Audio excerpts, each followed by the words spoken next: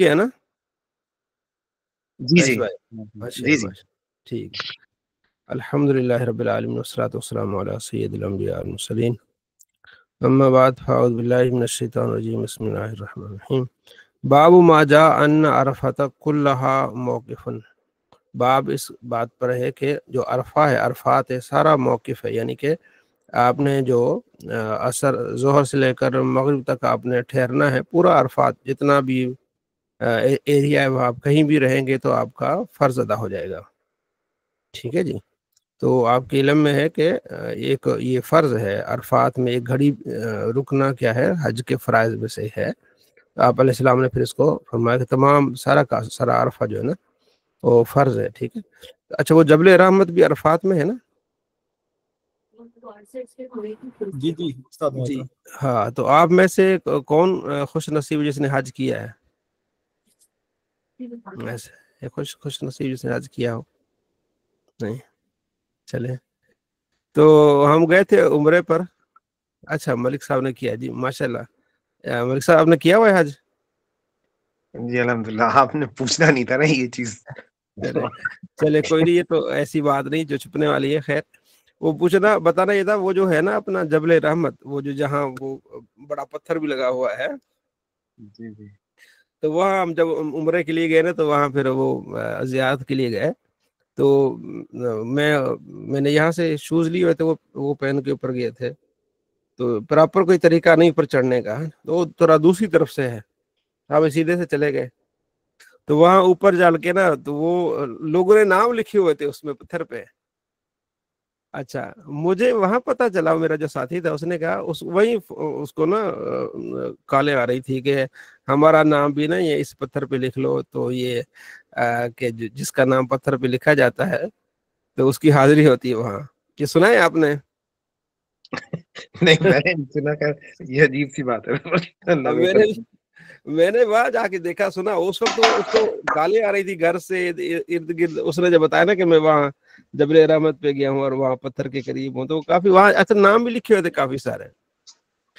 اچھا میرے ساتھ ٹریجڈی یہ ہو گئی کہ وہ نا میں وہیں لکھ کے نا تب پیچھے تھوڑا سا ہٹا نا، میرا پاؤں پھسلا. جیسے میرا پاؤں پھسلا نا پورے کا پورا میں جا کے پیچھے گر گیا. اب یہ میری قسمت ہے کہ میں دو پتھروں کے درمیان جا کے میرا سر لگا، یعنی بالکل، یعنی میرا جسم جو ایک پتھر پہ دوسرا بیچ میں جا کے میں جو گر پڑا. سارے لوگ میری طرف متوجہ ہو گئے، وہ بھی کیا ہو گیا کیا ہو گیا. مجھے اٹھایا گیا تو مجھے کوئی اور چوٹ نہیں لگی، بس اللہ کا شکر ہے. اگر میں اس سائڈ پہ ہوتا پتھر کی طرف اس سائڈ پہ ہو جاتا تو اس وقت جو ہے نا وہ تو یہ قسمت ہی اللہ نے بچا لیا. تو یہ بڑا ہوا، مجھے ابھی تک یاد ہے اس چیز کا. تو بات یہ کہ جو عرفات کا پورا ایریا ہے وہ کیا موقف ہے.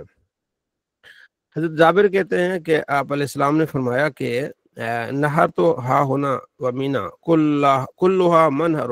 مینا جو ہے نا یہ سارا یہ آپ جو ہے وہ نہر کر سکتے ہیں. نہر مطلب یہ کہ آپ قربانی کر سکتے ہیں. آپ علیہ السلام اللہ نے آپ کے علم غیب عطا فرمایا. ظاہر ہے اب اتنی عوام بڑھ گئی ہے کہ اب وہ اتنا مینا ہے، تو آپ نے اس وقت بتا دیا کہ یہ خاص جگہ نہیں کوئی کہ 1-2 ایکڑ کی جگہ، یہ پورا مینا جو ایریا ہے وہاں آپ نہر کر سکتے ہیں. فنہروا فی رحالکم، ٹھیک ہے، اپنی بھی جگہوں پر تم نہر کرو. ووقفتھا ہونا وعرفۃ کلھا موقف، جہاں میں ٹھہرا ہوں یہ سارے کا سارا عرفات ہے اور یہاں موقف ہے، ٹھہرنے کی جگہ ہے. ووقفتھا ہونا وجمع کلھا موقف، اور جہاں میں یہاں ٹھہرا ہوں یعنی یہاں مزدلفہ کا اشارہ ہے. مزدلفہ، مشعر حرام، یہ سارا کیا ہے جو رات مزدلفہ میں گزارتے ہیں نا، تو یہ وہ جگہ ہے. ٹھیک ہے جی. تو یہ آپ صلی اللہ تعالیٰ علیہ وآلہ وسلم اس کا ذکر فرمایا. جابر کہتے ہیں کہ آپ صلی اللہ تعالیٰ علیہ وآلہ وسلم جب مکے میں آئے تو آپ نے حجر اسود کے پاس آئے اور آپ نے استلام کیا. ٹھیک ہے، چومتے بھی ہیں اس کو اور دوسرا ایسے استلام کیا. پھر آپ نے جو ہے وہ آپ نے چلنا شروع کر دیا. 3 چکروں پہ آپ علیہ السلام نے رمل کیا اور 4 چکر آپ چلے. رمل یعنی تھوڑا سا ایسے یعنی کہ جو ہے وہ آگے بازو ہلانا. وہ آگے ہم پڑھیں گے کہ باب کہ یہ اس کی وجہ کیا تھی، اس رمل کرنے کی وجہ کیا تھی. ٹھیک ہے جی. آگے جو ہے قرآن پاک میں سورہ بقرہ میں بھی ثم افیدو، پہنچو آپ وہاں من حیث افاض الناس، جہاں لوگ پہنچتے ہیں. یہ جو اب یعنی میں آپ کو اس کا پہلے خلاصہ عرض کر دیتا ہوں کہ قریش جو تھے نا، قریش جو مکے کے سردار وغیرہ، ظاہر لوگ وہاں جاتے تھے تو، اور یہ لوگ جو ہے نا وہ سرداری ان کی ہوتی تھی، تو یہ مزدلفہ تک جاتے تھے، یہ عرفات کو نہیں جاتے تھے. ٹھیک ہے، مزدلفہ میں انہوں نے اپنا جو ہے وہ ڈیرا لگانا، لوگوں نے عرفات کی طرف چلے جانا، اور یہ پھر لوگوں نے واپس آنا مزدلفہ، پھر مینا کی طرف چلے جانا، انہوں نے وہاں چلے جانا. تو اس وقت ان کو ہومس کہتے تھے. ٹھیک ہے نا. تو حضرت عائشہ فرماتی ہیں قریش جو تھے نا یہ مزدلفہ میں قیام کرتے تھے، ان کو ہومس کہتے تھے، اور یہ عرفہ میں نہیں. باقی سارے عرب جو عرفہ میں جاتے تھے، لیکن قریش جو تھے وہ وہاں نہیں. جب اسلام آیا آپ صلی اللہ تعالیٰ علیہ وآلہ وسلم کو اللہ نے حکم دیا کہ آپ بھی ثم افیدوا من حیث افاض الناس، آپ وہاں پہنچے جہاں لوگ پہنچتے ہیں، یعنی کہ آپ صلی اللہ تعالیٰ علیہ وآلہ وسلم بھی جو ہے وہاں عرفات کو جائے. پھر عرفات کے قریب آپ علیہ السلام جا کے مسجد نمرہ ادھر آپ نے ڈیرا لگایا، خیمہ لگایا، پھر وہاں سے پھر آپ صلی اللہ تعالیٰ علیہ وآلہ وسلم نے خطاب بھی فرمایا. تو یہ اس طرف اشارہ ہے کہ آپ صلی اللہ تعالیٰ علیہ وآلہ. اور پھر آگے روایات آتی ہیں، صحابی کہتے ہیں کہ میں سوچ رہا تھا کہ آپ علیہ السلام وہیں رہیں گے، مزدلفہ نہیں، عرفات کو نہیں آئیں گے. تو پھر میں نے آپ علیہ السلام کو دیکھا کہ آپ علیہ السلام جو ہے نا وہ عرفات میں تشریف لے آئے. آگے ایک روایت میں آپ کو سنانی تھی، وہ ایک تو یہ نا کہ میرا اونٹ گم ہو گیا، تو میں اس کو عرفہ کے دن ڈھونڈ رہا تھا، میں نے آپ علیہ السلام کو عرفہ کی جگہ میں دیکھا. میں نے کہا اللہ واجی کیا ہو گیا، یہ تو ہم سے آپ علیہ السلام قریش میں سے، تو آپ یہاں تشریف لے آئے ہیں. اچھا، آگے ایک روایت ہے جس میں یہ کہ وہاں کے لوگ اس وقت جو ہے وہ ننگے ہو کے طواف کرتے تھے. یہ جو سردار ہیں نا یہ مردوں کو کپڑے دیتے تھے اور عورتیں عورتوں کو کپڑے دیتے تھے. ٹھیک ہے نا. یہ باقاعدہ اس مسلم میں روایت شاید کہیں نظر آ جائے. تو یہ ہے کہ وہ چاہتے تھے کہ آپ آئیں اور یعنی کپڑے بھی اتار کے تاکہ آپ کے گناہ اچھی طرح سے دھل جائیں. ٹھیک ہے جی. اگلا باب ہے جواز تمتع. تمتع آپ کو پتہ ہے حج کی قسم سے تمتع، یعنی آپ نے عمرہ کرنا ہے، عمرہ کرنے کے بعد آپ نے حلال ہو جانا ہے، احرام اتار دینا ہے. اس کے بعد پھر جب حج کا موسم آئے گا دوبارہ احرام باندھ کے آپ نے کیا کرنا ہے، جو ہے وہ حج کی طرف نکل جائیں. اچھا، یہاں حضرت ابو سعید خدری کی روایت ہے. ٹھیک ہے جی. تو وہ کہتے ہیں کہ آپ صلی اللہ تعالیٰ علیہ وآلہ وسلم سے میں نے عرض کی، آپ علیہ السلام نے پوچھا کہ آپ جو ہے وہ کس نیت سے آپ نے یہ باندھا ہے، اپنا احرام باندھا. تو انہوں نے کہا جی میرا ارادہ یہ ہے کہ جس طرح آپ صلی اللہ تعالیٰ علیہ وآلہ وسلم نے احرام باندھا میرا بھی وہی احرام ہے. ٹھیک ہے. تو آپ علیہ السلام فرمایا ٹھیک ہے، تم کوئی ہدی لائے؟ انہوں نے کہا میں ہدی نہیں لایا. ابو سعید خدری سے فرمایا. تو آپ نے فرمایا ایسا کرو کہ تم جو ہے نا صفا مروہ یعنی طواف کرو بیت اللہ کا، اور صفا مروہ کا کر کے پھر تم حلال ہو جاؤ.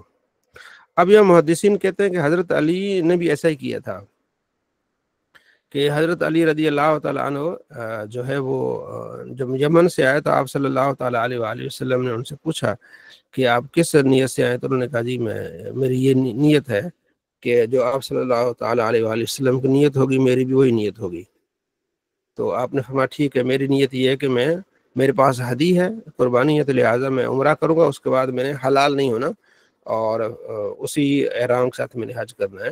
حضرت علی نے بھی ایسا کیا. تو یہ حضرت ابو سعید خدری سے کیوں فرمایا؟ اس لیے کہ ان کے پاس ہدی نہیں تھی.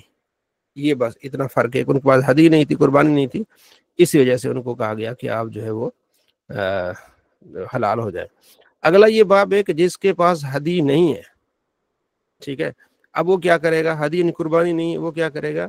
3 دن روزے وہاں رکھے گا اور 7 روزے واپس آ کے رکھے گا. ٹھیک ہے جی. یہ اس باب کا خلاصہ ہے کہ 3 دن وہاں روزے رکھے گا. آپ علیہ السلام نے تمتع کیا لوگوں کے ساتھ. اچھا، حج قران اور تمتع یہ اس وقت اصطلاح نہیں ہوتی تھی، یہ بعد میں مفقہاء نے اصطلاح نکالی فرق کرنے کے لیے. تمتع کا معنی فائدہ اٹھانا ہے، قران کا معنی ملنا ہے. ٹھیک ہے. لوگوں نے فائدہ اٹھایا، آپ علیہ السلام نے بھی فائدہ اٹھایا حج اور عمرے کے ساتھ. یہاں دیکھیں، یہاں حج عمرے کے ساتھ فائدہ اٹھایا، یعنی حج عمرہ کیا، اس کے بعد آپ علیہ السلام نے حج بھی ساتھ ہی اسی کے ساتھ کیا. بعد میں پھر محدثین فقہاء نے پھر اس بات کو سمجھایا کہ حج تمتع اس طرح ہوتا ہے، اور احادیث اور حج قران کیا ہوتا ہے، یہ ہوتا ہے. آگے حج قارن. ٹھیک ہے. بیان اس کا ایک قارن جو ہے اس وقت حلال نہیں ہوگا جب تک کہ وہ حج کے تمام ارکان ادا نہ کر لے، ٹھیک ہے نا۔ حضرت حفصہ کہتی ہے آپ علیہ السلام کی زوجہ کہ یا رسول اللہ لوگوں کا کیا حال ہے کہ وہ تو حلال ہو گئے اور آپ حلال نہیں ہوئے عمرے سے، ٹھیک ہے جی۔ فرمایا کہ میرے پاس جو ہے اپنا وہ ہے ہدی ہے، ٹھیک ہے، تو اس وقت تک میں حلال نہیں ہوگا جب تک میں اس کو نہر نہ کر لوں۔ جب نہر کر لیا، قربانی کر لی، اس کے بعد جو ہے نا وہ کران والا جو ہے نا وہ کیا ہو جائے گا، حلال ہوگا، ٹھیک ہے جی۔ تو کل اسی پر ہماری گفتگو ہوئی تھی، تو کون صاحب بتائیں گے حج کران، حج تمتع اور حج افراد میں کیا فرق ہے؟ کوئی صاحب ہے جو بتائیں کران کسے کہتے ہیں، تمتع کسے کہتے ہیں، تاکہ تھوڑا سا اس بارے میں ریپیٹ ہو جائے یہ چیز۔ ہاں جی جواز صاحب بتائیں گے، ہیں جاگ رہے ہیں؟ جی استاد صاحب، جی جی آپ نے بھی کیا پوچھا تھا؟ حج کران، جی عبدالرفیق حج صاحب کران، دیکھیں۔ حج کران وہ آیت ہے جس میں ہم عمرہ کرتے وقت، عمرہ کرنے کے بعد احرام نہیں کھولتے، اس کے بعد اسی میں حج کرتے ہیں۔ جی جی،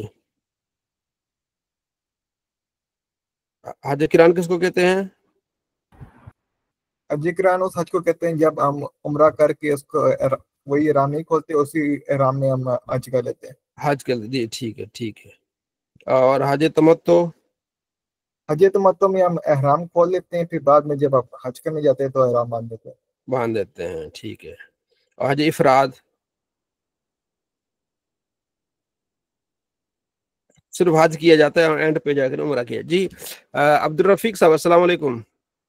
جی وعلیکم السلام قاری صاحب، کافی دن ہو گئے، آپ کی آواز سنی نہیں۔ جی بس میں پاکستان گیا تھا، کل ہی واپس آیا ہوں، تو اچھا پاکستان میں بیزی تھا اتنا، تو کچھ چلیں ملنا جی، اللہ ملانا لوگوں سے۔ جی جی، ٹھیک ہے، اللہ آپ کا سفر بہتر فرمائے، آمین۔ ٹھیک ہے جی، چلے ماشاء اللہ۔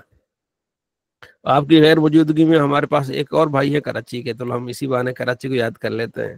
اچھا، وہ ملک صاحب ہیں، یہ بھی ہمارے کراچی کے ہیں، ماشاء اللہ۔ ٹھیک ہے۔ کراچی سے کافی یادیں وابستہ ہیں، 7 سال رہا ہوں میں کراچی میں، جی جی ماشاء اللہ، آپ نے بتایا تھا۔ اور پھر 20 سال کے بعد پھر کراچی گیا ہوں پچھلے سال۔ اچھا ماشاء اللہ۔ 2003 میں کراچی چھوڑی تھی، تو ہوں، 2023-24 کو گیا ہوں۔ تو اب بہت بدل گئی، اس وقت بڑا مزہ آتا تھا کراچی میں۔ 2003 میں ادھر گاڑیاں چلتی تھی، ہم گودرا کالونی سے نکلتے تھے، 5 روپے میں ایک ہی گاڑی پہ بیٹھتے تھے، وہ اپنا جو ہے وہ عبداللہ شاہ غازی مزار پورا مطلب بیٹھے رہے، تو اس میں یہ ہوتا تھا کہ ایک ہی مطلب آپ نے پیسے دے دیے، ہاں، تو نہیں اب روڈ تو بھی ہاں جی اب تو بہت اچھی اچھی ٹرانسپورٹیشن چل گئی ہیں، لیکن ابھی کہ کراؤڈڈ ہو گیا ہے شہر نا، لوگ بہت ہو گئے ہیں۔ ہاں، راستے ٹوٹ پھوٹ، میں ابھی گیا تھا، وہ پتہ نہیں کیا کیا راستے ہو تو گیا۔ سب خراب ہیں، اس تو کوئی والی وارث ہی نہیں ہے ادھر پہ۔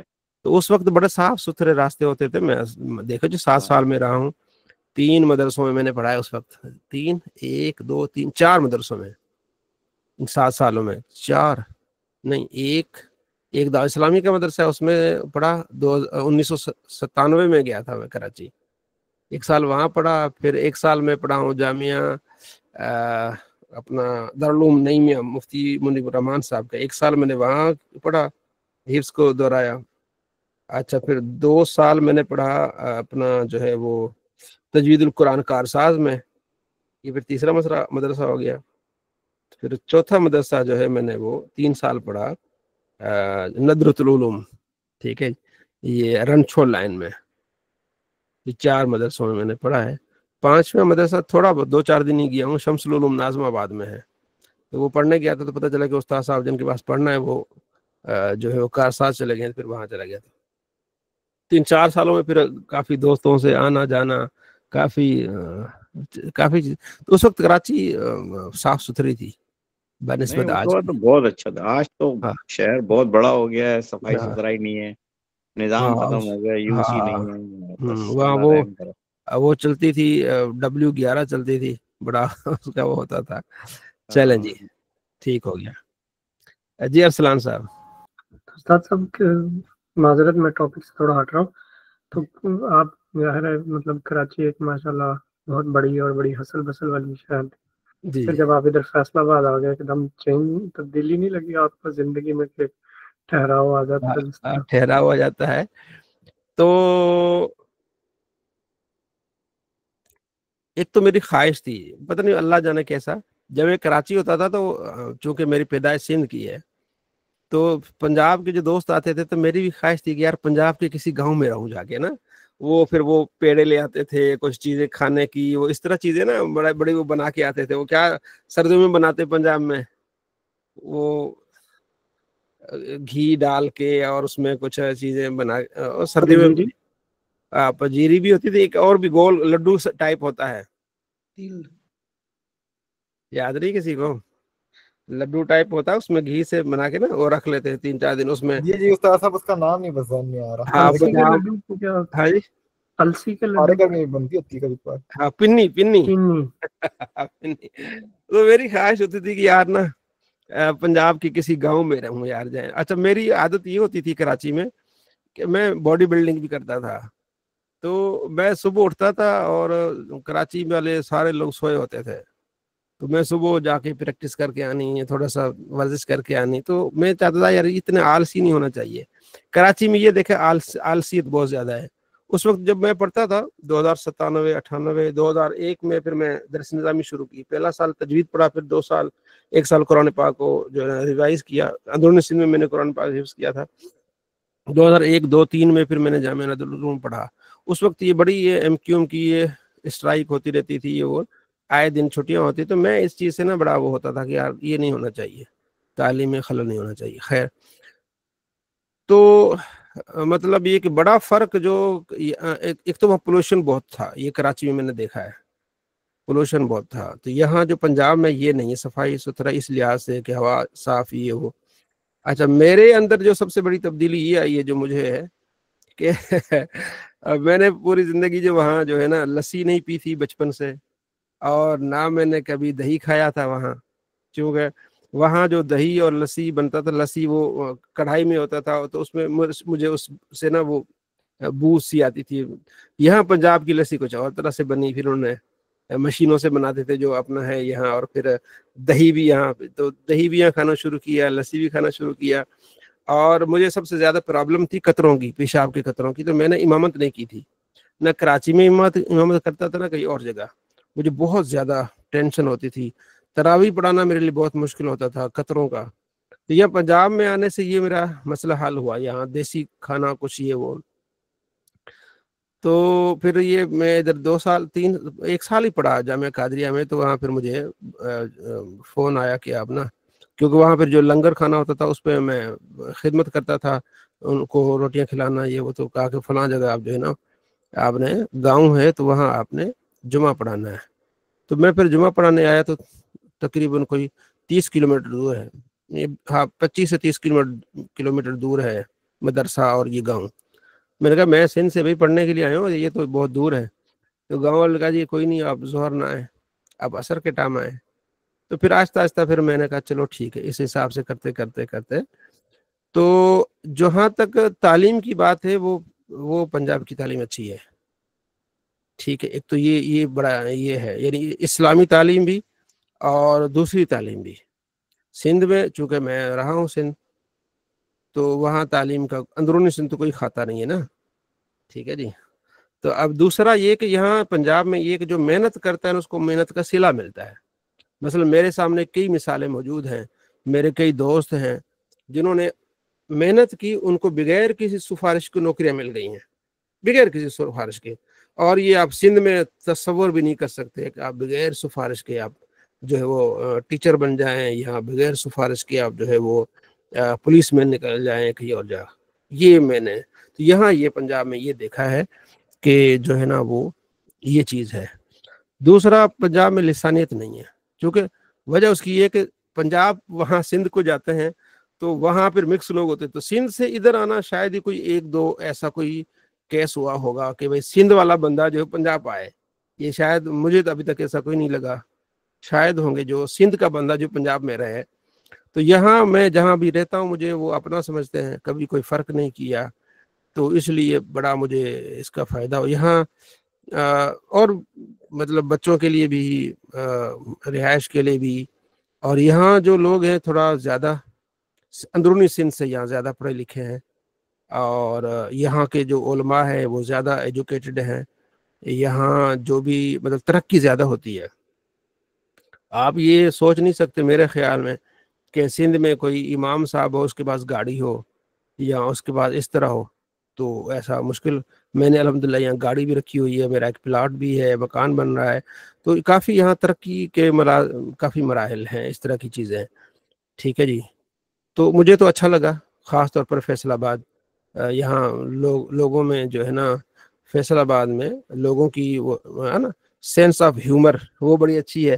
بعد میں اس طرح بات کرنا کہ جو ہے نا وہ جوک بھی ہو جائے گا، مذاق بھی ہو جائے گا، اور کام بھی ہو جائے گا، بات سنانی بھی ہو جائے گی. تو اس لحاظ سے جو ہے نا وہ مجھے پنجاب اچھا لگا. اور پھر یہیں ڈیرا لگا لیا، بچے بھی میرے یہی ہیں. تو مجھے گھر والے جو ہے نا پیچھے سب سے ان کی میرے ساتھ ان کا جو کیا کہتے ہیں انہیں اعتراض ہے، وہ اس چیز کا اعتراض ہے کہ اس نے اپنے بچوں کو سندھی نہیں سکھائی. میرے سارے بچے پنجابی ہی بولتے ہیں، ٹھیٹھ پنجابی بولتے ہیں. گھر والے بھی، ہم بھی اردو، میں تو اردو بولتا ہوں، باقی پنجابی بولتے ہیں. تو بس شروع میں بچے اسکول جاتے ہیں، آتے جاتے ہیں پنجابی بولتے ہیں، اردو بولتے ہیں. تو بچوں کو یہ ہوتا ہے کہ جب واپس جاتے ہیں ادھر سندھ میں، تو وہ کہتے ہیں یار ان کو سندھی نہیں آتی، یا آپ نے ان کو سکھائی نہیں. میں نے کہا اسکول کالج میں جاتے ہیں، اسکول میں تو ساری جو ہے نا وہ پنجابی بولتے ہیں. ٹھیک ہے، جب یہ بڑے ہو جائیں گے، سندھ میں رہیں گے 2-4 مہینے، ایسا ہوتا ہے جب بڑا بیٹا ہے، جب 1 مہینہ رہ کے آئے تو ان کو تھوڑی بہت سندھی آ جاتی ہے، یا اس طرح چیزیں آ جاتی ہیں. مقصد یہ کہ آپ جہاں رہتے ہیں تو ظاہر ہے اس کا اثر پڑتا ہے.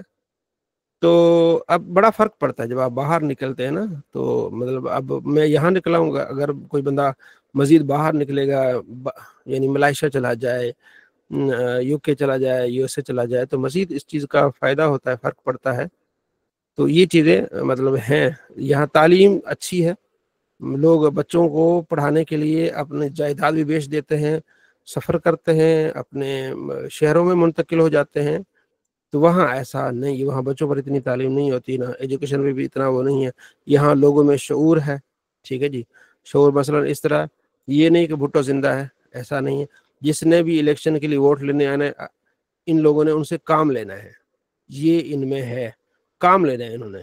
ٹھیک ہے، چاہے وہ نون والے آ جائیں ان سے کام لینا ہے، چاہے PTI والے آ جائیں ان سے کام لینا ہے، وعدے لینے بھی ہم نے یہ کام کروانا ہے. ٹھیک ہے جی، ہاں جی کریں گے، تو پھر وہ کرتے ہیں. اب ہم جہاں میں ایک گاؤں میں رہتا ہوں، تمام سہولیات یہاں موجود ہے. میں گھر سے نکلوں گا تو روڈ پکا ہے، میں فیصل آباد تک پکے روڈ پہ نکل جاؤں گا. 4 کلومیٹر کی دوری پر میرے جو ہے وہ موٹر وے ہے. میں لاہور چلا جاؤں، میں اسلام آباد چلا جاؤں، یا ملتان چلا جاؤں، تو 4 کلومیٹر دوری پر میں اپنا موٹر وے پہ چڑھ جاؤں گا. تو یہاں بینک بھی ہے، حالانکہ گاؤں ہے. اس کے علاوہ ساری سہولیات ہیں، میٹرک تک اسکول ہے، بچیوں کا ہاسپٹل ہے. ٹھیک ہے جی، جانوروں کا، انسانوں کا. تو یعنی اتنا یہ لوگ اپنے آپ کو آگے کوشش کرتے رہتے ہیں کہ ہم آگے بڑھیں، ترقی کریں. تو یہ ان میں یہ نہیں ہوتا کہ بھائی مثلا جو ہے نا فلاں کے پیچھے لگے، نہیں، یہ کام نکالتے ہیں. ان میں یہ ایک چیز ہے. دوسرا، یہ لوگ محنتی ہیں. ٹھیک ہے، سندھ میں ہماری زمینیں ہیں، اتنی لوگ محنت نہیں کرتے. یہاں لوگوں کے پاس زمینیں نہیں، ٹھیکے پر زمینیں لیتے ہیں اور محنت کرتے ہیں اور اچھا بناتے ہیں. ان میں کمپٹیشن ہے زیادہ کہ آپ نے مکان اچھا بنانا ہے. میرے جو سندھ میں میرے دادا جی ہیں، 3 بھائی، اب تینوں اللہ کو پیارے ہو گئے. دادا جی نے زمین سنبھالی ہوئی تھی. دوسرے دادا جی سے چھوٹے بھائی تھے، انہوں نے پوری زندگی جو ہے وہ سعودیہ میں گزاری، پوری زندگی. ان کا اب پورا 3-4 بیٹے بھی ادھر، ان کے کیا بیٹوں سے پوتے بھی ادھر. تیسرے جو میرے دادا جی کے بھائی تھے، وہ افسر سے بڑے، دادو سٹی میں ہاسپٹل جو ہے نا، مین ہاسپٹل جو ہے نا، سول ہاسپٹل، اس میں یعنی کہ بڑے افسر تھے. ٹھیک ہے. تو بتانے کا مقصد یہ کہ جو درمیان والے تھے نا، بلکہ چھوٹے جو دادا جی کے بھائی تھے، پوری زندگی انہوں نے جو ہے وہ سعودیہ میں گزاری، لیکن اس طرح کا مکان نہیں بنا سکے. ان کی بیٹوں نے بھی 3 اور 4 بیٹے، 5-7 بیٹے تھے ان کے، زیادہ تر بیٹے وہ بھی ابھی بھی سعودیہ میں ہیں، لیکن اس طرح کا مکان نہیں بنا سکے. اب میرے ہی سمجھو کہ بالکل ساتھ میں 4 سال ایک بندہ رہ کے آیا ہے سعودیہ میں، اس کا آپ مکان دیکھیں گے آپ کہیں گے یار کتنی محنت کی اس بندے نے. تو یہ سوچنے میں آتا ہے کہ یار ایک بندہ پوری زندگی وہاں گزار کے آتا ہے، کوئی مکان ایک یعنی کہ صحیح نہیں بنا سکتا، نہ اس کا لیول کیوں نہیں بنتا. اور یہاں کا جو بندہ 4 سال گزار کے آتا ہے تو وہ اپنا سب سے پہلے اپنا لائف سٹائل بہتر بناتا ہے، اپنی زمین بناتا ہے، اپنا مکان بناتا ہے. تو یہ چیزیں بڑی فرق ڈالتی ہیں. یہاں جو بندہ باہر جاتا ہے وہ مطلب جو ہے نا اپنے جائیداد بناتا ہے، اپنی لائف کو بہتر بناتا ہے. وہاں ایسا نہیں ہے، وہاں بس کمایا کھایا، 1 سال کے لیے چھٹی پہ آئے جناب علی ہوٹل پہ بیٹھ گئے تو وہ کش لگایا، سارا کچھ اڑا دیا. اندرونی سندھ کراچی کا حال بھی دیکھا ہے. تو آخری بات یہ کہ اتنا بڑا فرق ہے کہ یہاں ہوٹل کوئی نہیں آپ کو ملیں گے. یہ اب میں جاتا ہوں سندھ میں، وہاں اب جو ہے نا صبح سب نے ہوٹل پہ چائے پینے جانی ہے، ٹھیک ہے جی. یہاں ہوٹل آپ کو نہیں ملیں گے. ہاں کوئی مسافر کے لیے ہوٹل ہے تو ٹھیک ہے، ہر گاؤں کی بات کر رہا ہوں میں، شہر کی نہیں. تو یہاں ہر بندے نے اپنے گھر میں چائے بنانی ہے، گھر میں پینی ہے، محنت کرنی ہے، ٹائم ضائع نہیں کرنا، پیسہ ضائع نہیں کرنا. یہ کافی ساری چیزوں میں فرق ہے، کافی ساری چیزوں میں. اور کچھ چیزیں ہیں وہ بہتر ہے، مطلب وہ مہمان نوازی میں وہ سندھ بہتر ہے، کچھ اس طرح کی چیزیں ہیں. تو باقی اوور آل جو ہے نا ترقی کے لحاظ سے. ارسلان صاحب نے پوچھا تو میں نے پھر پورا تفصیلی لیکچر دے دیا آپ کو. کیا خیال ہے؟ ٹھیک ہے. میں الحمدللہ لائف سے مطمئن ہوں، ٹھیک ہے جی. تو جی جہاں میں رہ رہا ہوں، بات سب سے بڑی یہ ہوتا ہے نا، آپ اطمینان ہے، آپ کو، آپ مطمئن ہیں، آپ جو کام کر رہے ہیں اس کام سے آپ مطمئن ہیں، آپ جہاں رہ رہے ہیں آپ وہاں مطمئن ہیں، ٹھیک ہے جی. باقی اللہ تعالیٰ سے بہتری کی امید ہے، مزید ترقی کی امید ہے، ٹھیک ہے جی. ابھی مجھے آفر آئی ہے، آپ دعا کریں اللہ بہتر فرمائے. میں ابھی گاؤں میں رہ رہا ہوں، تو یہاں مجھے 20 سال ہو گئے. تو اب یہ ساری مسجد سارا انتظام میرے انڈر ہے، کیونکہ میں ہی کام کراتا ہوں سارا. تو شہر میں ایک مجھے بلایا گیا کہ وہاں ایک بھائی ہے، اور اس نے مسجد بنائی ہے، اپنے ماں کے نام سے مسجد بنائی ہے، سٹی میں بالکل فیصل آباد. تو وہ چاہتا ہے کہ کسی ایسے بندے کے انڈر یہ مسجد دی جائے کہ اس مسجد کو چلائے. اب وہ مسجد کو چلا رہے ہیں، منتھلی بھی ان کو پیسہ بھی خرچ کرنا پڑتا ہے، سارا کچھ یہ وہ چاہتے ہیں کہ کسی ایسے بندے کو ہم دیں، وہ مسجد چلائے بھی، خرچہ بھی سارا وہ اپنا، یعنی کہ خود ہی بندوں کو تیار کرے، خود ہی لحاظ سے سارا کچھ کرے. ہمیں جو ہے نا وہ کسی انٹرفیئر کی ضرورت بھی نہیں ہے، اور نہ ہم اس طرح کریں. تو انہوں نے پھر مجھے ہی بلایا، پہلا نام میرا ہی نکلا کہ آپ یہ کریں اور یہ اس طرح. تو پھر میں نے سوچا، میں نے کہا ٹھیک ہے. تو وہ اگر ہو گیا تو پھر میں گاؤں سے سٹی کی طرف چلا جاؤں گا. لیکن یہ بھی چیز رہے گی، یہاں بھی آنا رہنا مطلب لگا رہے گا. بیٹا جو ہے میرا چھوٹا، وہ عالم بننا ہے، وہ اس طرح اس کو جو انشاءاللہ وہ ٹیک اوور کر دے گا. باقی آہستہ یہ چیزیں تو انشاءاللہ امید ہے ترقی کی کہ چلے سٹی میں مزید مواقع ملتے ہیں، بہت ساری چیزیں. تو یہ چیزیں ہیں. فیصل آباد اچھا شہر ہے، ٹھیک ہے جی. یہ تو چھوٹا سا شہر ہے، ٹھیک ہے، تمام ضروریات مل جاتی ہے اس میں. نہ اس میں کوئی آئے دن کوئی اسٹرائک ہوتی ہے، نہ کوئی بم دھماکے، اور یہ اللہ تعالیٰ کی طرف سے. اور ایسا شہر ہے کہ یہاں آپ کبھی سیلاب نہیں آیا.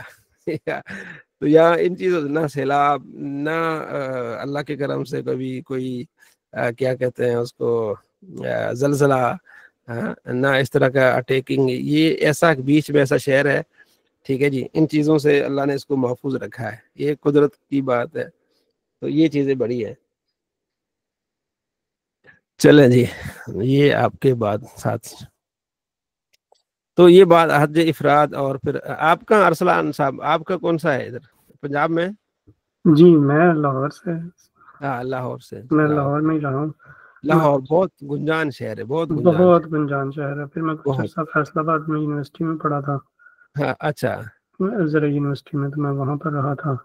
بڑی پیاری یونیورسٹی ہے، بہت پیاری. جی بہت پیاری، بہت بڑی یونیورسٹی ہے. ہاں. فیصل آباد کی ہے کہ آپ 1 گھنٹے میں فیصل آباد گھوم لیں گے. جی لاہور آپ کے ایک ہفتہ لگ جائے گا. جی بالکل ایسے ہی. چلیں جی، اچھا ہے. تو یہ پنجاب کی ایک اور خوبصورتی یہ ہے کہ پنجاب میں شہر بہت قریب قریب ہے. مطلب آپ حیران ہوں گے کہ اب فیصل آباد سے آپ نکلیں گے نا تو آپ لاہور تک آپ میرے خیال میں آپ کو ہر تھوڑی تھوڑی یہ اکثر تو آپ کو بالکل آپ کو یہ لگے گا کہ بس مطلب خالی آپ کو روڈ نہیں ملے گا، ارد بھی ادھر بھی شہر، ادھر بھی گھر، آبادی آبادی آپ کو ملے گی، کہیں کوئی ایسی جگہ ہوگی جہاں آپ کو آبادی نہ ملے، ادروائز آپ کو شیخ پورہ تک پھر آگے لاہور تک آپ کو آبادی آبادی ملے گی۔ سندھ میں ایسا نہیں، سندھ میں آپ دادو سے نکلیں گے تو 7 دادو اور 7 کے قریب کچھ آبادی ہے، 7 سے آپ نکلیں گے حیدرآباد تک بس 2-4 ہی گاؤں یا اس طرح نکل، پھر ایسے پھر کھلا علاقہ اور کھلا چیزیں ہیں، وہ مطلب اپنا ایک ایریا کی بات ہے۔ بہرحال یہاں یہ ہے کہ اس چیز کی ترقی ہے، یہاں سبزہ اور محنت یہ ساری چیزیں ہیں، تو خیر باتیں اس پہ ہو رہی ہیں۔ تو ہم سبق کی طرف آتے ہیں، تو سبق کیا ہے ہمارا؟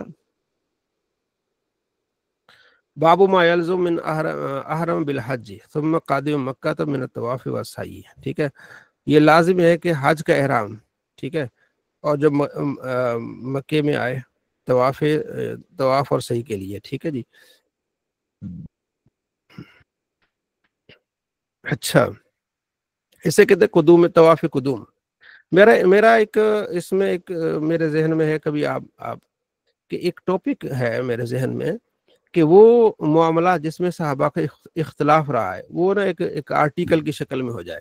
آپ میں سے اگر کسی کا ذہن ہو، کچھ چیزیں میرے ذہن میں ہیں جس میں صحابہ کا آپس میں اختلاف ہے، اس سے ذرا مزید یہ بھی اختلاف والی بات ہے۔ وہ کیا ہے کہ وبرا کہتے ہیں کہ میں حضرت عبداللہ بن عمر کے پاس آیا، تو ان کے پاس ایک شخص آیا، اس نے کہا کیا بندہ حج کے موقع سے پہلے آپ جو ہے بندہ عمرہ وغیرہ کر سکتا ہے، بیت اللہ آ سکتا ہے؟ ان کا جی ہاں۔ اس نے کہا ابن عباس کہتے ہیں نہیں، لا تطف بیت حتی تأتی بالموقف، وہ کہتے جب تک آپ عرفات میں نہیں آتے اور پھر مزدلفہ یہ سارا گھوم کر کے نہیں آتے، اس سے پہلے آپ طواف نہیں کر سکتے۔ ابن عمر نے کہا نہیں، نبی علیہ السلام نے خود طواف کیا ہے، تو یہ مطلب ابن عباس کا اپنا اس کو کہتے ہیں تفرد ہے کہ آپ حج سے پہلے عمرہ نہیں کر سکتے، ٹھیک ہے جی۔ تو حضرت عبداللہ بن عمر کہتے ہیں کر سکتے ہیں جی، نبی علیہ السلام نے عمرہ کیا ہے تو آپ کر سکتے ہیں۔ تو یہ اس طرح کے اختلافات جو ہے نا وہ جمع کیے جا سکتے ہیں، ٹھیک ہے۔ اگلا بھی اسی سے ملتا جلتا ہے۔ اگلا ہے باب حج تمتع، وہی کہ آپ نے کیا کرنا ہے، عمرہ کر کے اس کے بعد آپ نے جو ہے وہ احرام اتار دینا ہے، اور اس کے بعد پھر جو ہے نا آپ نے دوبارہ حج کے موقع پر آپ نے کیا کر دینا ہے، احرام باندھنا ہے، ٹھیک ہے جی۔ اب اگلا سوال یہ ہے، باب یہ ہے کہ کیا حج کے دنوں میں آپ عمرہ کر سکتے ہیں؟ ٹھیک ہے جی۔ حضرت عبداللہ بن عباس کہتے ہیں کہ زمانے جاہلیت میں لوگ اس کو بہت برا جانتے تھے کہ حج کے دنوں میں بندہ کوئی عمرہ کرے حج سے پہلے، یہ بہت برا جانتے تھے، ٹھیک ہے۔ لیکن آپ صلی اللہ تعالیٰ علیہ وآلہ وسلم نے یہ کام کیا کہ آپ علیہ السلام نے حج سے پہلے کیا کیا، عمرہ کیا، تو اس عمرے کو کہتے ہیں قدوم، طواف قدوم کہتے ہیں اس کو، ٹھیک ہے۔ تو عمرے کی قسم میں ایک طواف افادہ اور قدوم اور صدر، ٹھیک ہے جی، یہ جب آپ حج کے جاتے ہیں تو یہ آپ۔ اگلا باب ہے کہ اس زمانے میں جب پیدل لوگ جاتے تھے تو ساتھ میں جو ہے وہ جانور ساتھ لے کے جاتے تھے قربانی کا، تو اس کے گلے میں پٹا ڈال دیتے تھے، نبی علیہ السلام نے بھی ڈالا، یعنی اس میں رسی ڈال کے نا 2 جوتیاں ڈال دیتے تھے یا کوئی اور چیز، اس کو ٹھیک ہے نا تقلید کہتے تھے، یعنی کوئی چیز ڈالنا، پٹا ڈالنا، جیسے وہ تقلید ہوتی ہے نا کہ آپ کسی امام کا پٹا ہے آپ کے گلے میں، کہ امام کا جو حکم ہے آپ مان لیتے ہیں کہ ٹھیک ہے، اس کی تاکید پر آپ اعتماد کرتے ہیں۔ دوسرا ہوتا ہے اشعار، اشعار یہ ہوتا ہے کہ اونٹنی کے دائیں طرف نا تھوڑا سا کٹ دے دینا، خون نکلے گا، ٹھیک ہے، تو یہ آپ علیہ السلام کیا کرتے تھے، ٹھیک ہے جی۔ تو یہ اس باب ہے۔ امام ابو حنیفہ باقی امام کہتے ہیں کہ آج بھی کر سکتے ہیں، لیکن امام ابو حنیفہ رحمۃ اللہ فرماتے ہیں آج نہیں کر سکتے، لوگوں میں اتنا سینس نہیں ہے، کہیں زیادہ نہ اس کو کٹ دے دیں، کیونکہ اونٹ رکھنا یہ وغیرہ نہیں ہوتا، تو اس لیے یہ جو ہے نقصان نہ ہو جائے، تو اس لیے آپ اس کو رہنے دیں۔ تو آپ علیہ السلام نے یہ جو ہے جانور کے گلے میں پٹا بھی ڈالا ہے اور آپ نے خون بھی نکالا اس طرح، ٹھیک ہے نا۔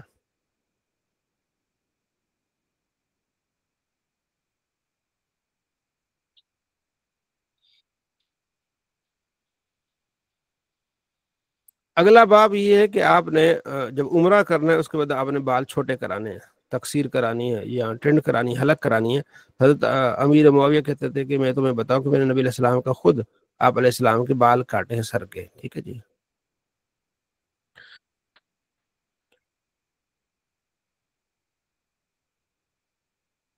اگلا باب اس بات پر ہے کہ جس کے پاس ہدی ہے وہ تو ایک طواف کے بعد حلال ہو جائے گا، اور جس کے پاس ہدی نہیں ہے وہ طواف کر کے اینڈ پہ جا کے وہ کیا ہو جائے گا، حلال ہوگا، جو اس وقت زمانے میں قربانی لے کے جاتے ہیں.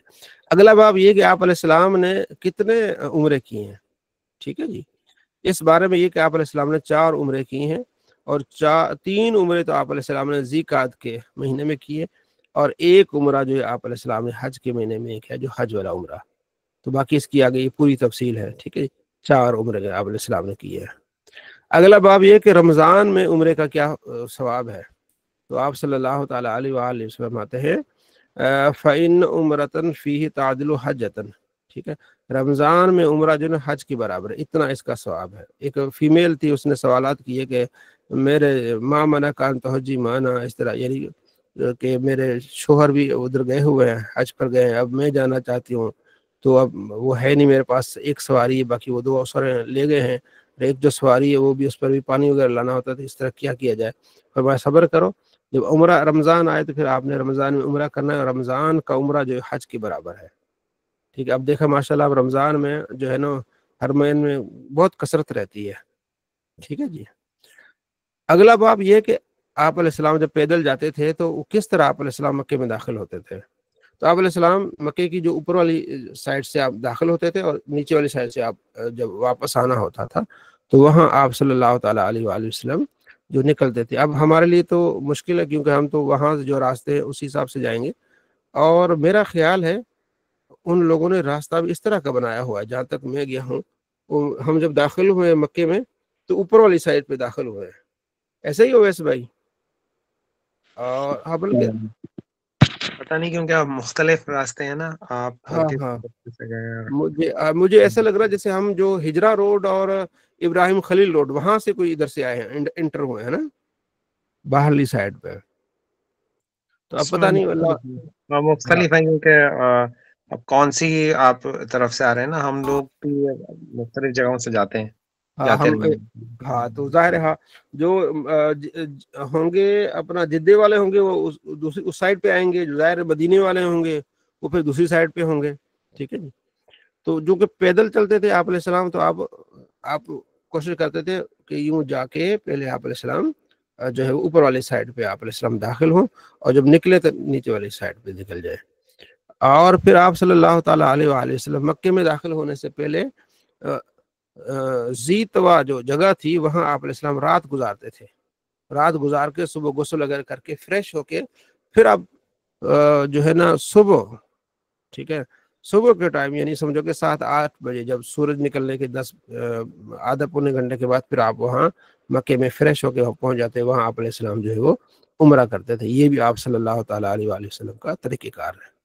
اور حضرت عبداللہ بن عمر ایسا ہی کرتے تھے، آپ علیہ السلام کی پورے طریقوں پر کیا کرتے تھے، عمل کرتے تھے. اگلا باب ہے رمل کا. رمل ہوتا ہے تھوڑا سا ایسے ہاتھ ہلا کے ایسے کرنا. ٹھیک ہے نا. تو آپ علیہ السلام اپنے صحابہ سے گئے تو وہاں لوگوں نے دیکھا کہ آپ علیہ السلام کے ساتھی جو کمزور ہے، کیونکہ یہی 8 سال پہلے گئے تھے، 8-9 سال ہو گئے، 10ویں سال تو پھر آپ علیہ السلام یہ حج کرنے کے لیے. تو آپ علیہ السلام نے پھر ساتھیوں کو کہا کہ آپ نے پہلے 3 چکر میں نا آپ نے تھوڑا سا کرنا ہے تاکہ کافروں کو لگے کہ آپ تگڑے ہیں، کمزور نہیں ہو گئے. ٹھیک ہے. اس لیے رمل کی وجہ یہ کہ تاکہ کافروں کو لگے، کیونکہ یہ عمرہ پہلے آپ علیہ السلام نے کیا. ٹھیک ہے. تو یہ پھر حکم ہوا کہ آپ رمل کریں. تو پہلے 3 چکروں میں رمل ہوتا ہے، پھر اگلے 3 چکروں میں کیا ہوتا ہے، چلنا ہوتا ہے. یہ بھی ایک جو ہے وہ اس کا ہے، عمرے میں بھی ہے اور جو ہے وہ حج میں بھی ہے. اگر استلام، ٹھیک ہے، تو آپ 2 رکن جو تھے نا، رکن یمانی اور رکن حجر اسود، ان دونوں کو یمانین کہتے ہیں. ٹھیک ہے. یمانی اور حجر اسود کو، یعنی وہ جو 4 کونے ہیں نا بیت اللہ کے، ان کے نام ہیں. تو ایک جو حجر اسود ہے جس کونے میں وہ، اور سائڈ والا ادھر والا وہ رکن یمانی ہے. ٹھیک ہے.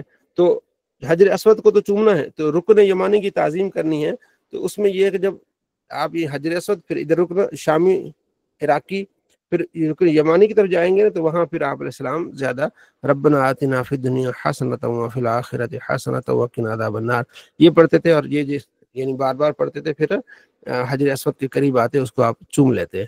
اب آگے پھر حدیث میں آتا ہے کہ آپ علیہ السلام پھر دور سے بھی ایسے کر لیتے، اور بعض اوقات جب رش ہوتا تو آپ علیہ السلام اونٹنی پر بھی آپ نے عمرہ کیا تاکہ آسانی ہو۔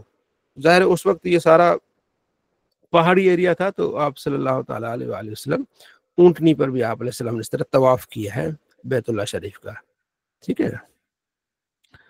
اگلا باب ہے کہ بیت اللہ کو چومنا، یہ آپ علیہ السلام نے بھی چوما ہے، تو حضرت عمر بن خطاب نے اس کو چوما اور قسم کھائی گئے، واللہ لقد علمت انک حجر، بے شک میں اللہ کی قسم کھاتا ہوں کہ تو پتھر ہے، اگر میرے نبی نے نہ چوما ہوتا تو میں بھی تمہیں نہ چومتا، کہ آپ علیہ السلام نے تجھے چوما ہے تو میں بھی آپ کو کیا کر رہا ہوں، چوم رہا ہوں۔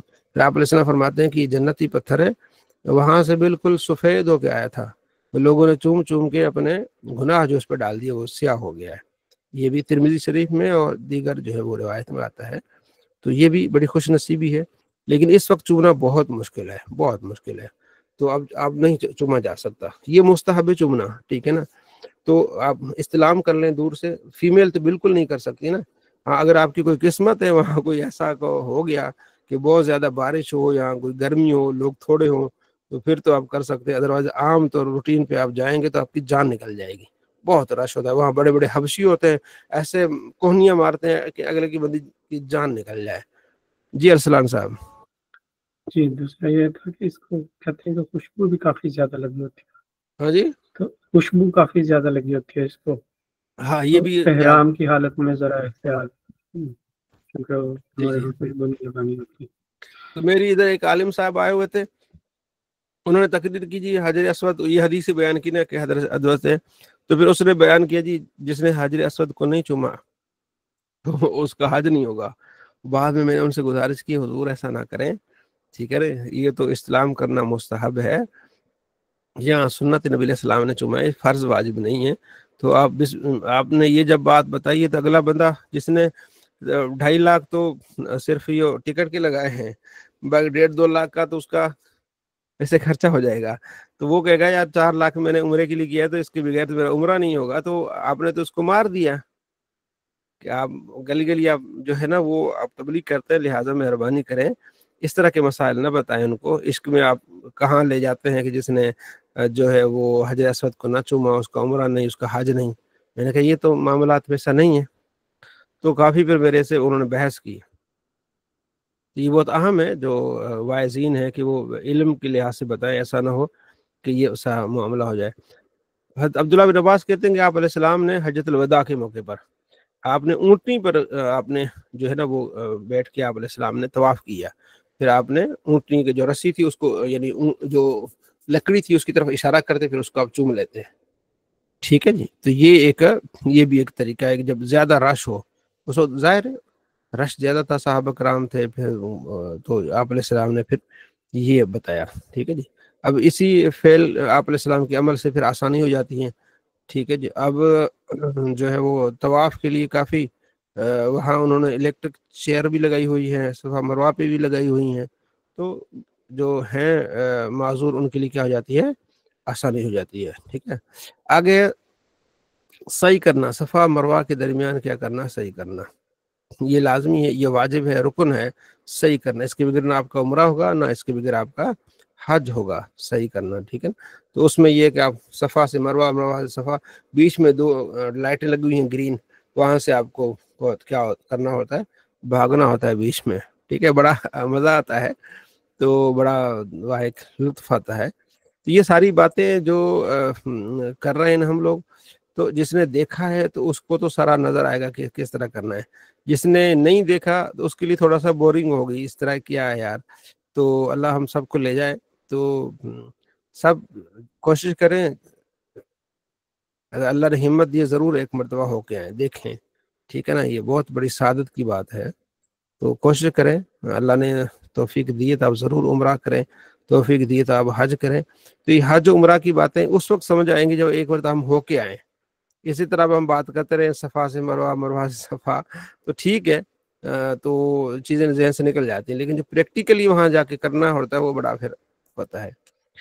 अच्छा, आज का आखिरी जो हमारा ये बाब है वो ये है कि सफ़ा और मरवा की सही है। हज़रत आयशा रज़ियल्लाहु तआला के से रिवायत है कि उनके जो उर्वा बयान करते हैं, लेकिन उर्वा ने कहा, हज़रत आयशा गालिबन भांजे थे आपके, तो वो उन्होंने कहा कि मेरा ख्याल है कि जो बंदा, बल्कि अगली रिवायत है कि अगर मैं, ठीक है, अगर मैं सफ़ा और मरवा का तवाफ न करूं तो मेरा तो उम्रा और हज हो जाएगा।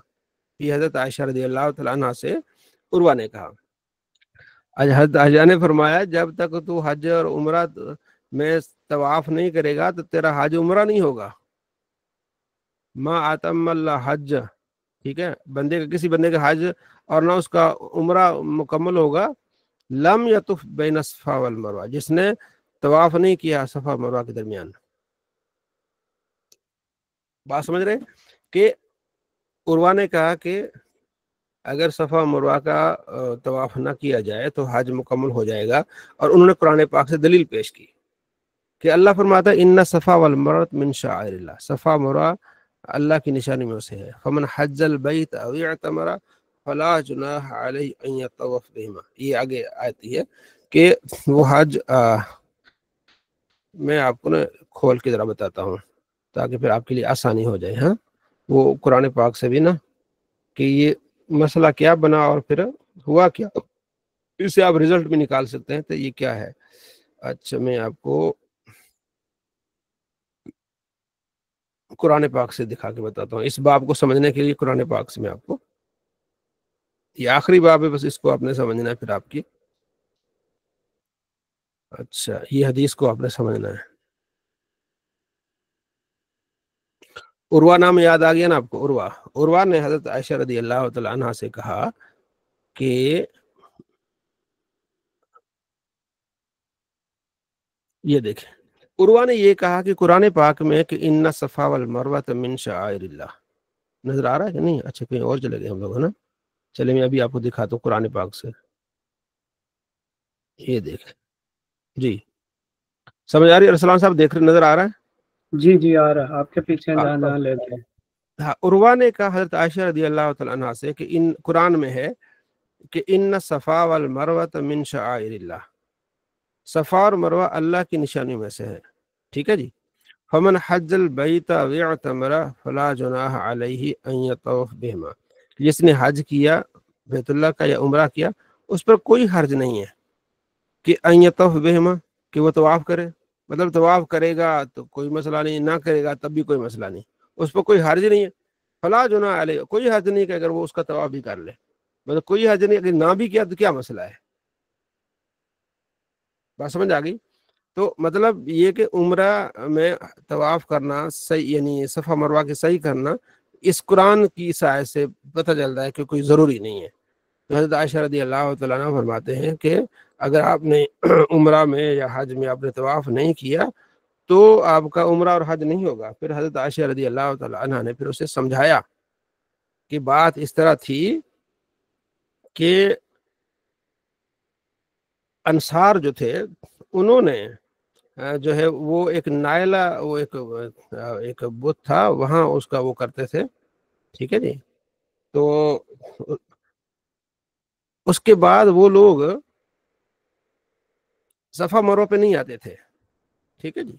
वो लोग और जब इस्लाम लाए तो उन्होंने कहा कि जो है वो अब हम सफ़ा मरवा की तरफ नहीं जाएंगे क्योंकि हमारी आदत है। तो नबी इस्लाम को अल्लाह ने बताया कुरान उतार के कि कोई हर्ज नहीं है, आप सफ़ा मरवा पे चले जाएं तो कोई हर्ज नहीं है, ठीक है जी। अच्छा, इसमें थोड़ी सी और गड़बड़ है जो मैं मजीद आपको इसको खोल के बताना चाहूँ कि जब हजरत उर्वा ने कहा ना कि इसमें कोई हर्ज नहीं है, तो हजरत आयशा रज़ियल्लाहु तआला अन्हा ने फरमाया कि ये है इन्ना सफ़ा वल मरवा मिन शाइरिल्लाह फमन हज्जल बैत अव इअतमरा फला जुनाह अलैहि अन यतवफ बिहिमा, आगे इस तरह है। تو حضرت عائشہ فرماتی ہے کہ اگر اس طرح ہوتا نا فلا جناح علیہ اللہ یطوف بہما، پھر تو اس سے ظاہر ہوتا کہ بھائی حج اور عمرہ میں طواف کی ضرورت نہیں ہے. وہاں ہے ابھی تو فلا جناح علیہ ان یطوف بہما، تو یا فلا جناح علیہ اللہ یطوف بہما ہوتا نا، پھر ہوتا کہ تمہیں حج میں عمرہ اور اس کی صفا مروہ کی صحیح کی ضرورت نہیں ہے. لہذا ضروری ہے. پھر انہوں نے بتایا کہ یہ جو ہوا یہ تھا کہ انصار جو ہے وہ نائلہ جو بت تھا اس کو پوچھتے تھے، پھر وہ صفا مروہ کی طرف نہیں آتے تھے زمانے جاہلیت میں. ٹھیک ہے، جب مسلمان ہو گئے تو پھر انہوں نے نبی علیہ السلام سے پوچھا، تو اللہ تبارک و تعالیٰ نے فرمایا کوئی حرج نہیں، اس زمانے میں نہیں کرتے تھے کیونکہ تم نے کفر میں تھے، تو اب تم کرو بالکل کوئی مسئلہ نہیں. پھر یہ آیت اس طرح نازل ہوئی ہے کہ ان الصفا والمروۃ من شعائر اللہ فمن حج البیت او اعتمر فلا جناح علیہ ان یطوف بہما. تو صفا مروہ کا صحیح کوئی حرج نہیں ہے اس میں. ٹھیک ہے، اور کرنی ہے، یہ رکن ہے. جو اصل بات میں آپ کو سمجھانا چاہتا ہوں اس سے کہ ایک استاد کی کتنی ضرورت پڑتی ہے. اس پر میری ویڈیو ہے اس لیے پھر میں آپ کو تفصیل سے بتا رہا ہوں. استاد کی ضرورت پڑتی ہے. شاگرد قرآن پڑھ کے وہ کہہ رہا ہے کہ صفا مروہ کی ضرورت نہیں ہے، قرآن سے تو نظر یہ آ رہا ہے.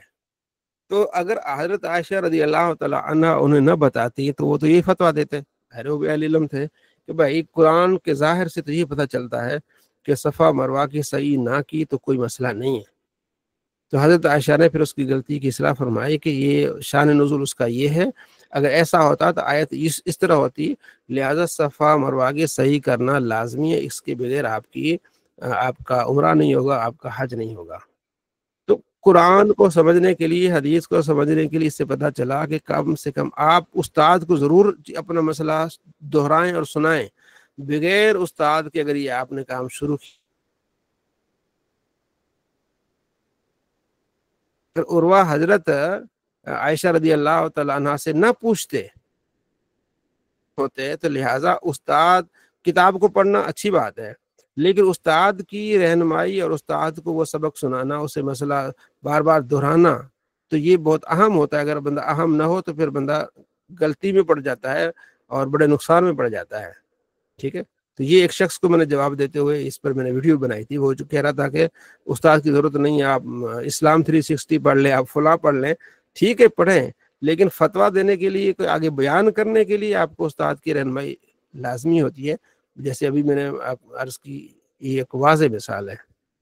جی ام حنزلہ بہن. جی مفتی صاحب، میں نے اس کے بارے میں آپ نے ماشاءاللہ بہت اچھی تشریح کی. میرے ذہن میں جو تھی، میں نے جس طرح پڑھا تو وہ کہتے تھے کہ جب وہ نائلہ کا طواف کرتے تھے نا تو یہ